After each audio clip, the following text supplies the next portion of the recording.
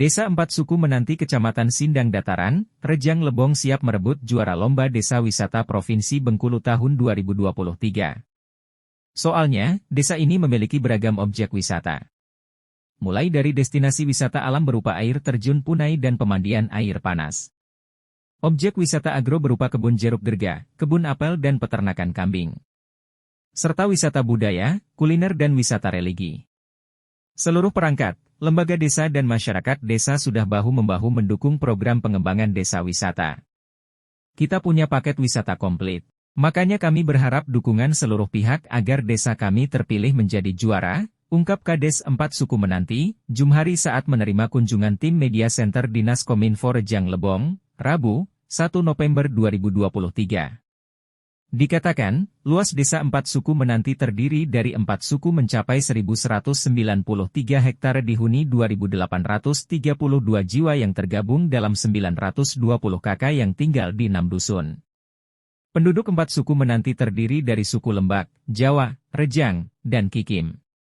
Ketika diwawancara oleh reporter tim Media Center Rejang Lebong, Kades Empat Suku Menanti Jumhari mengatakan, bisa ceritakan bagaimana persiapan kita dalam menghadapi Lomba Desa Wisata. Terima kasih. Assalamualaikum warahmatullahi wabarakatuh. Rekan-rekanku kesemuanya, tanpa terkecuali saya nanti tidak memperpanjang mukadimah, tentunya kami dari pemerintah desa Empat Suku Menanti selaku kepala desa menindaklanjuti untuk kesiapan desa Empat Suku Menanti sebagai peserta Lomba Desa Wisata. Tentunya kami sudah menyiapkan sedini mungkin untuk mengompakan seluruh elemen lembaga masyarakat yang ada di desa Empat Suku Menanti. Terkait hal tersebut kami sudah presentasi 2 kali di Dinas Pariwisata Kabupaten Lebong. Kemudian kemarin 1 kali di provinsi itu untuk menuju 5 besar. Harapan kami kepada seluruh elemen pihak terkait agar bisa mendukung menyupport kami guna untuk mewujudkan terlaksananya desa wisata Empat Suku Menanti sekaligus meraih juara. Itu harapan kami selaku pemerintah desa Empat Suku Menanti. Ya, unggulan destinasi kita apa saja, Pak? Untuk saat ini destinasi wisata kita yang terutama di agrowisatanya adalah perkebunan apel, kopi, perkebunan apel yakni Sunan Bon Apel milik Bapak Suli yang sudah kerjasama dengan pemerintah desa melalui BUMDes, kemudian dan Pokdawis. Untuk di wisata alamnya kami mengupayakan untuk di air terjun Punai yang saat ini sedang proses, yang selanjutnya juga kami akan memproses yaitu air terjun Batu Suli, kemudian masih ada juga air terjun yang lainnya termasuk air hangat di wilayah desa Empat Suku Menanti. Terus untuk budayanya Pak, kesenian? Untuk budayanya tidak kalah juga karena kami sudah dari dulu sejak tahun 2016 kami dipercaya oleh masyarakat sebagai kepala desa, maka kami gerakkan di desa Empat Suku Menanti ini membangun semangat desa wisata melalui yaitu kegiatan karnaval desa. Yakni karnaval tersebut berbagai macam-macam tarian, seragam adat Nusantara yang dilaksanakan oleh warga kita semua, yaitu terutama budayanya adalah seni kuda kepang, kemudian seni karawitan, kemudian sholawat azam zama terbang jidor, dan ditambah hadroh, dan masih ada kesenian-kesenian yang lainnya. Jadi sangat komplit Pak ya? Iya. Dia mayoritas Islam apa ada agama lain Pak? Ada. Tapi lebih banyak Islamnya. Iya. Terima kasih Pak ya. Untuk melihat paket komplit wisata itu, Jumhari bersama Camat Sindang Dataran, Anton Seprizal, SSTP mengajak tim Media Center yang dipimpin Kabid IPK Diskominfo, Yen Apriliani, C untuk mengunjungi beberapa destinasi wisata unggulan desa. Seperti agrowisata Kebun Apel, Sunan Bon Apel, milik Suliadi, Kebun Jeruk, Cahaya Gerga Akbar, milik Tarmono. Usaha UMKM berupa salah satu pengolahan kopi bubuk, Rodaba, milik Syaiful Ansori. Serta peternakan kambing dan pengolahan pupuk kompos berbahan baku kotoran kambing yang dikelola Sumanto dari komunitas Embek, Pendekar Ngarit. Setibanya di Kebun Apel, Sunan Bon Apel, pohon apel tampak berbuah lebat. Tapi buahnya masih kecil-kecil. Bulan Desember nanti buah apelnya mulai matang. Di lahan seluas 1 hektar ini, kita tanam 1.000 batang apel dengan 4 varietas. Seperti, varietas mana lagi, varietas Ana, varietas Wanglin dan varietas Lahore. Buah apel varietas Ana yang berwarna merah dan buahnya besar. Sedangkan ketiga varietas lainnya berwarna hijau, jelas Suliadi. Dijelaskan oleh Suliadi. Tahap awal sampai sekarang pembangunan kebun apel kita ini masuk Sukadupa. Terima kasih Pak ya atas kunjungan. Assalamualaikum warahmatullahi wabarakatuh. Waalaikumsalam. Nah tadi kami mulai merintis apel ini di Empat Suku Melati Rejang Lebong, khususnya di Provinsi Bengkulu. Ini mulai dari tahun 2018.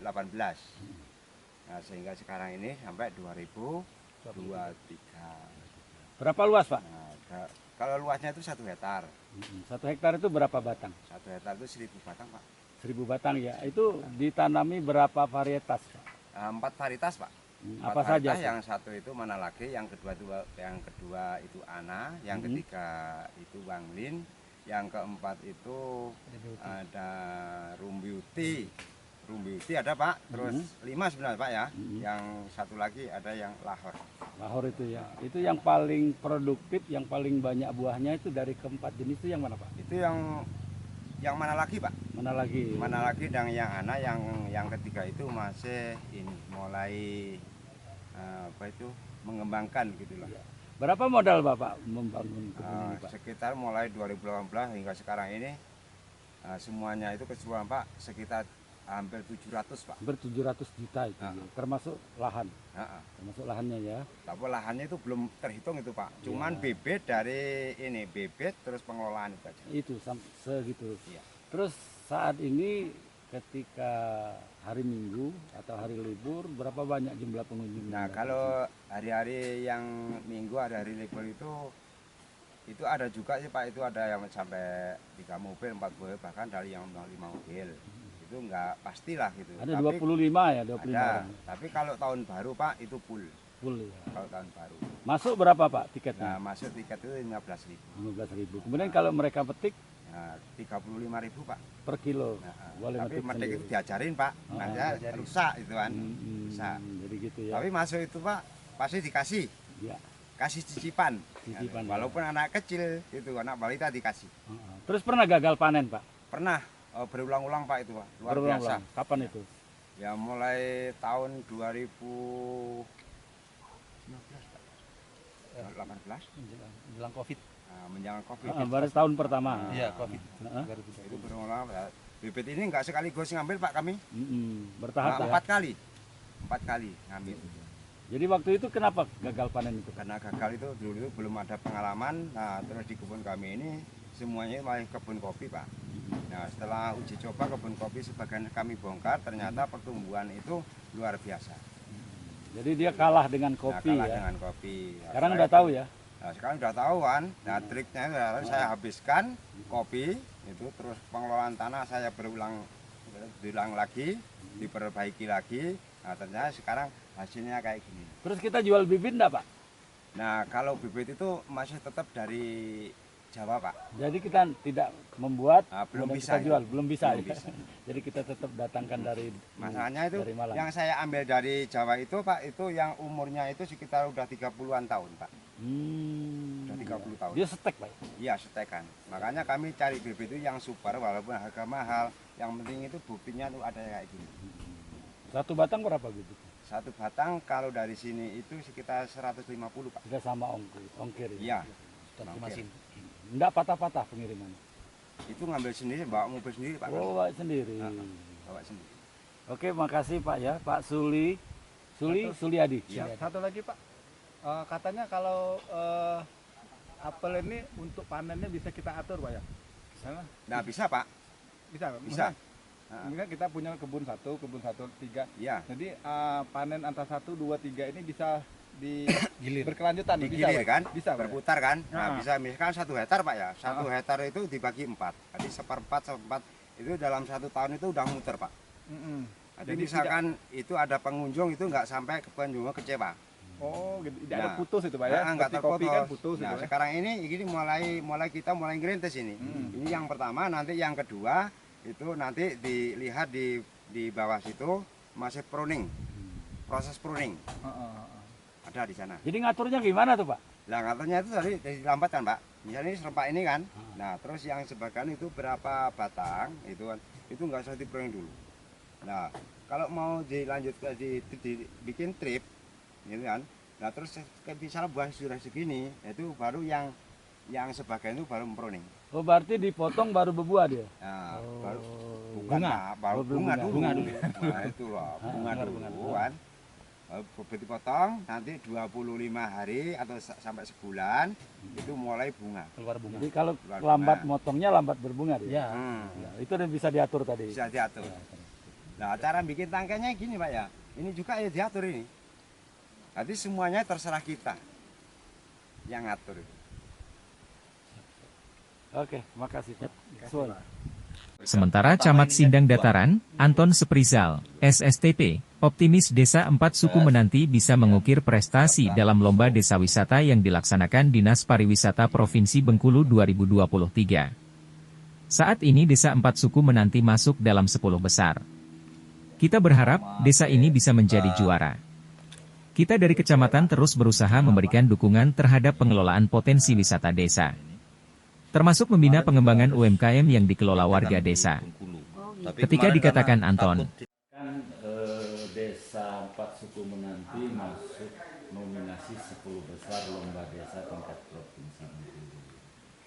Bagaimana dukungan dan support pihak kecamatan terhadap Desa Empat Suku Menanti, Pak? Terima kasih. Betul, alhamdulillah Desa Empat Suku Menanti, Kecamatan Sindang Dataran, Rejang Lebong masuk dalam nominasi 10 besar dalam rangka Lomba Desa Wisata tingkat provinsi tahun 2023 ini. Nah, kami dari kecamatan selaku camat di Sindang Dataran ini tentu bangga dan menyupport kegiatan tersebut dalam bentuk selalu membina, memberi arahan kepada desa, khususnya di Desa Empat Suku Menanti terhadap lomba desa wisata ini agar supaya mencapai hasil-hasil yang terbaik. Ada beberapa yang menjadi destinasi fokus yang dilombakan di Empat Suku Menanti ini, yaitu yang pertama desa wisata air terjun Kunai, kemudian agrowisata kebun apel dan jeruk gerga, kemudian ada semacam komunitas embek namanya. Nah, komunitas ini bergerak di dalam pengelolaan limbah kotoran kambing, kemudian diolah, difermentasi menjadi pupuk organik yang akan bisa dipasarkan kepada masyarakat dan masyarakat di sekitarnya. Nah, harapan kami ini nantinya menjadi yang terbaik, kemudian secara langsung ataupun tidak langsung dapat terus berjalan destinasi wisata tersebut sehingga meningkatkan perekonomian khususnya daerah sekitar dan Empat Suku Menanti.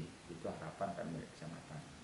Itu ini hal yang tidak mudah, sehingga kami dari unsur kecamatan dan juga pemerintah desa mengharapkan doa dan dukungannya semoga